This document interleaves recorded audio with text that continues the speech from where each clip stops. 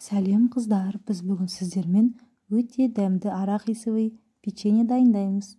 Бізге қажетті заттар: 2 жұмыртқа, 100 грамм сары май, 50 грамм бал, 10 грамм құмшекер, 350 грамм ұн, 2 чайный ложка разрыхлитель, 1 чайный ложка ванилин, шым тұз, 50 грамм орех қажет.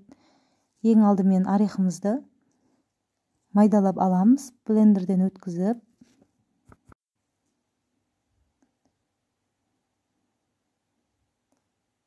Майдалап аламыз. Одан соң ыдысымызға бөлме температурасындағы сары майымызды саламыз. Үстінен құмшекерімізді салып, жақсылап тұрып араластырамыз.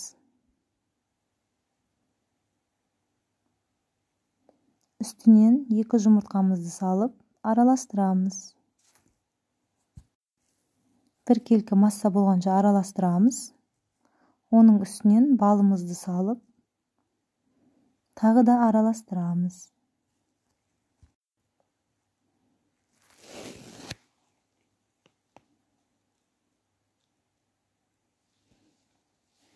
Үстінен ванилинімізді саламыз, разрыхлителімізді салып, орехіміздің жарты бөлігін саламыз.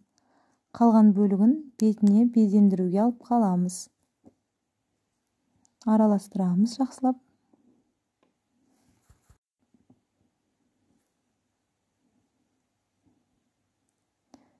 Кішкене шым тұзымызды салып, араластырамыз. Ұнымызды бөлікке бөле отырып,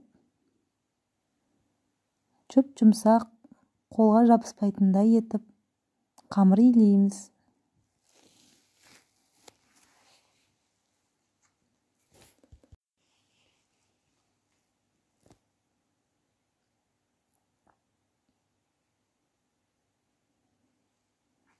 Қамырымызды илеп болған соң, бетін пленкамен жауып, холодильникке жарты сағатқа салып қоямыз. Жарты сағаттан соң холодильниктен қамырымызды алып, орехімізге аунатып, жан-жағына жағып шығамыз. Барлық қамырымызды осылай жасап шығамыз. Немесе өздеріңіздің қалауларыңыз бойынша формасын жасасаңыздар болады. Менің видеоларым ұнап жатса, лайк басып, комментария жазуды ұмытпаймыз. Мені қолдап қойыңыздар. Осылай болып шықты менің печеньелерім. Енді пергамент қағазына орналастырамыз.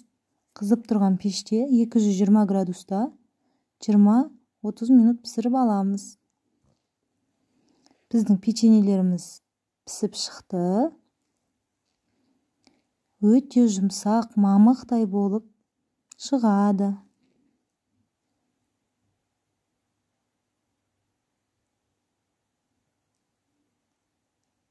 Барлықтарыңызға ас болсын. Любой смайликпен бағасын беріп кетіңіздер.